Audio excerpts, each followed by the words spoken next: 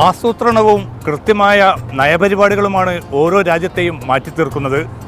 Gulf രാജ്യങ്ങൾ ഇപ്പോൾ ഏറെക്കുറെ ആ പാതയിലാണ്. സിറ്റി ഫ്ലവർ വീക്കെൻഡ് അറേബ്യയുടെ മറ്റൊരു എപ്പിസോഡ്. ഏവർക്കും ഹൃദ്യമായ സ്വാഗതം. എണ്ണയില്ലാത്ത ഒരു നാൾ വന്നു ചേർന്നാൽ സൗദി അറേബ്യ എന്തു ചെയ്യും? അത്തരമൊരു അവസ്ഥയിൽ അതിജീവനം എങ്ങനെ സാധ്യമാകും? ഈ സുപ്രധാന ചോദ്യങ്ങൾക്ക് ഉത്തരം തേടുകയാണ് സൗദി അറേബ്യ ഇപ്പോൾ. വിഷൻ 2030 അതിൻ്റെ വ്യക്തമായ തെളിവാണ്. പ്രവാസികൾക്ക് മാത്രമല്ല സ്വദേശികൾക്കും ജീവിതം അത്ര ആഹ്ലാദകരമായിരിക്കുമെന്നും പറയാനാവില്ല.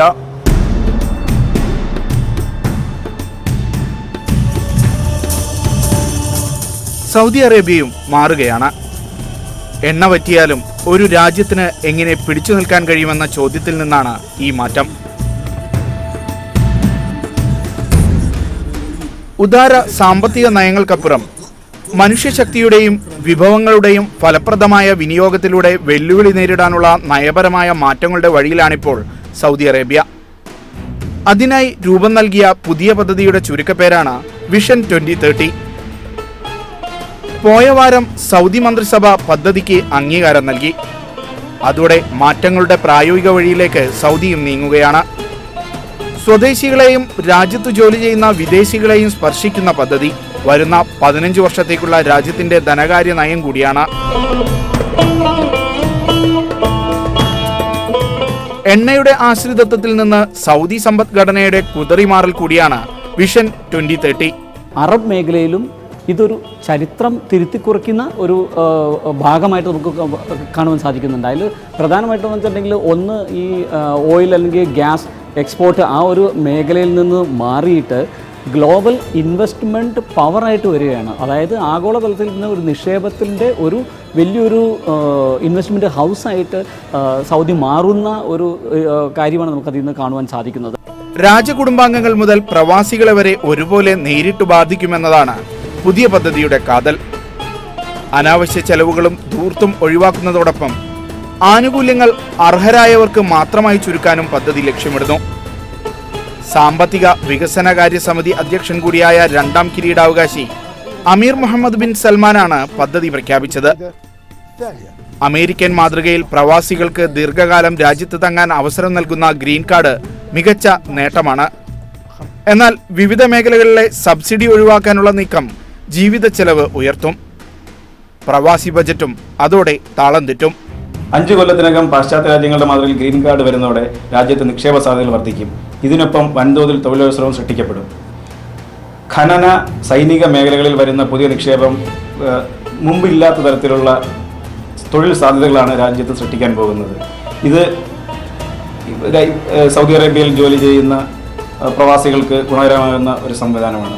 എണ്ണ കേന്ദ്രീകൃത സമ്പദ്ഘടനയ്ക്കൊരു തിരുത്തുകൂടിയാണ് വിഷൻ 2030. ലോകത്തെ ഏറ്റവും വലിയ എണ്ണ കമ്പനികളിലൊന്നായ അരാംകോയും അടിമുടി മാറുകയാണ്. അരാംകോയുടെ 5% ഓഹരികൾ വിറ്റഴിക്കുമെന്ന പ്രഖ്യാപനം ആഗോള വിപണിയിലും വലിയ മാറ്റങ്ങളുണ്ടാക്കും. ഇപ്പോൾ GCC രാജ്യങ്ങളുടെ ഇപ്പോഴത്തെ ഒരു സിറ്റുവേഷൻ നോക്കിയാൽ തന്നെ ആ ഒരു ഓയിൽ പ്രൈസിൽ വന്ന താഴ്ച കഴിഞ്ഞ 4 വർഷക്കാലമായിട്ട് ഏകദേശം 75% താഴെ വന്നിട്ടുണ്ട്. അപ്പോൾ ഈ ഒരു സാഹചര്യം നോക്കുകയാണെന്നുണ്ടെങ്കിൽ ആ നേരത്തെ തന്നെ ഇൻ്റർനാഷണൽ മോണിറ്ററി ഫണ്ടും അതുപോലെ തന്നെ വേൾഡ് ബാങ്കും ഒരുപോലെ നിർദ്ദേശിച്ചിട്ടുണ്ടായിരുന്നു ഡൈവേഴ്സിഫിക്കേഷൻ വളരെ അത്യന്താപേക്ഷിതമാണ്, അതുപോലെ തന്നെ കോസ്റ്റ് കട്ടിങ്ങും ആവശ്യമാണ്. അപ്പോൾ ഇതിനകത്ത് ഒരു പ്രത്യേകത നമുക്ക് കാണുവാൻ സാധിക്കുന്നത് കോസ്റ്റ് കട്ടിങ് നടത്തിയത് ഈ ശരിക്കും പറഞ്ഞാൽ ഓയിൽ ആൻഡ് ഗ്യാസ് ഇൻഡസ്ട്രി അതിലാണ് വന്നിരിക്കുന്നത്. പക്ഷേ പുതിയ മേഖലകൾ തുറന്നു വരാൻ പോവുകയാണ്. അപ്പോൾ ഇന്ത്യ അടക്കം ഇപ്പോൾ NRIസിനെ നോക്കുകയാണെന്നുണ്ടെങ്കിൽ ഇന്ത്യയിൽ ഏകദേശം 36ഓളം സെക്ടറുകളുണ്ട്. ആ സെക്ടറുകളുടെ ഒരു ഭൂരിഭാഗവും ഇവിടെ ഓപ്പൺ ചെയ്ത് കിട്ടുവാനുള്ള ഒരു സാഹചര്യം കൂടിയാണ് നമുക്ക് കാണുവാൻ സാധിക്കുന്നത്. അഴിമതി അവസാനിപ്പിച്ച് സുതാര്യത ഉറപ്പുവരുത്താനുള്ള നീക്കം നല്ലത് തന്നെ. സാർവത്രിക ധൂർത്തിനും അനാവശ്യ ചെലവുകൾക്കും ഇനി പിടിവീഴും. വെള്ളം, വൈദ്യുതി അടക്കമുള്ള സർക്കാർ സേവനങ്ങളും ഭക്ഷ്യവസ്തുക്കളുടെ ലഭ്യതയും എല്ലാവർക്കും ഉറപ്പാക്കും. എന്നാൽ സബ്സിഡികൾ ആവശ്യക്കാർക്ക് മാത്രമായി പരിമിതപ്പെടുത്തും. പ്രവാസികളുടെ ജീവിത ചെലവ് ഉയരുന്നതിലാകും ഇത് കലാശിക്കുക.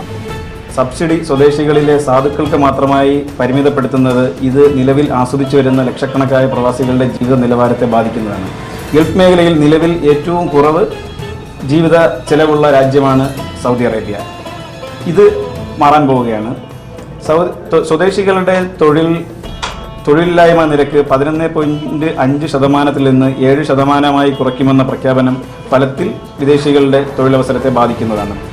തൊഴിലില്ലായ്മ കുറച്ചു കൊണ്ടുവരുമെന്ന പ്രഖ്യാപനം സൗദി ജനതയ്ക്ക് ആഹ്ലാദം പകരും. അവിടെയും പക്ഷേ വില കൊടുക്കേണ്ടി വരുന്നത് പ്രവാസികൾക്ക് തന്നെ.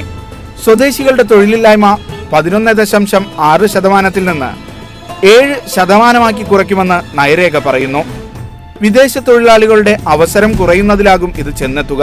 സ്വദേശിവൽക്കരണം 75% ഉയർത്തുകയെന്ന തൊഴിൽ ചട്ട ഭേദഗതി കർശനമായി നടപ്പാക്കാനും സൗദി നിർബന്ധിതമാകും. 2017 UAEക്ക് സർപ്ലസ് ബജറ്റ് അവതരിപ്പിക്കാൻ പറ്റും എന്നുള്ള ഒരു സൂചനയും കൂടെ കണ്ടുകൊണ്ടായിരിക്കും തീർച്ചയായിട്ടും സൗദി ഇങ്ങനെ ഒരു തീരുമാനം എടുത്തത്. പിന്നെ നമുക്കറിയാം, കഴിഞ്ഞ ഖത്തറിൽ നടന്ന ഒപെക്കിൻ്റെ ആ ഒരു തീരുമാനത്തിൽ ഒന്നും, അതായത് ഓയിൽ പ്രൈസിനെ കുറിച്ചിട്ടുള്ള യാതൊരു തീരുമാനവും ഇല്ലാതെ പോകുന്നൊരു സിറ്റുവേഷൻ വരുന്നു, അൺസർട്ടനിറ്റി വരുന്നു. ഇനി ജൂണിൽ വരുന്ന ഒപെക് മീറ്റിങ്ങിൽ എന്തായിരിക്കും വരിക എന്നുള്ളത് നമുക്ക് നോക്കി കാണേണ്ടതുണ്ട്. അപ്പോൾ ആ ഓയിൽ മേഖലയിൽ അൺസർട്ടനിറ്റി എന്താണെങ്കിലും തുടരുന്നുണ്ട്. അതേസമയം വൻകിട വികസന പദ്ധതികൾ തുടരുമെന്ന പ്രഖ്യാപനവും റിയൽ എസ്റ്റേറ്റ് വ്യവസായ മേഖലയിൽ 1 ട്രില്യൺ വരുമാനം കണ്ടെത്താനുള്ള നീക്കവും പ്രവാസികൾക്ക് ആശ്വാസം നൽകുമെന്ന് കരുതുന്നവരുണ്ട്. വിനോദസഞ്ചാര മേഖലയ്ക്ക് നൽകിയ പ്രാമുഖ്യം പ്രവാസികൾക്ക് സഹായകരമാകുമെന്നാണ് വിലയിരുത്തൽ. ഹജ്ജ് ഉംറ വിസകളുടെ എണ്ണം വർദ്ധിപ്പിക്കുന്നതും വിദേശികൾക്ക് ഗുണം ചെയ്യും. സൈനിക ഉപകരണങ്ങൾ തദ്ദേശീയമായി നിർമ്മിക്കാനുള്ള തീരുമാനം, ധാതു വിഭവങ്ങൾ കൂടുതലായി ഉപയോഗപ്പെടുത്തൽ, സൗദിയെയും ഈജിപ്തിനെയും ബന്ധിപ്പിക്കുന്ന കടൽപ്പാലത്തിന്റെ നിർമ്മാണം എന്നിവ സമ്പദ്ഘടനയ്ക്ക് കൂടുതൽ ഉണർവ് പകരും. നയരേഖയുടെ പ്രയോഗവൽക്കരണ ഘട്ടത്തിൽ പ്രവാസികൾക്ക് പ്രയാസമുണ്ടാകുമെങ്കിലും ഭാവിയിൽ മെച്ചപ്പെട്ട അവസരം തന്നെയാകും അവരെ കാത്തിരിക്കുന്നത്. അങ്ങനെ തന്നെയാവട്ടെ എന്ന് നമുക്കും പ്രത്യാശിക്കാം. സിറ്റി ഫ്ലവർ വീക്കെൻഡ് അറേബ്യയിൽ ഒരു ഇടവേള.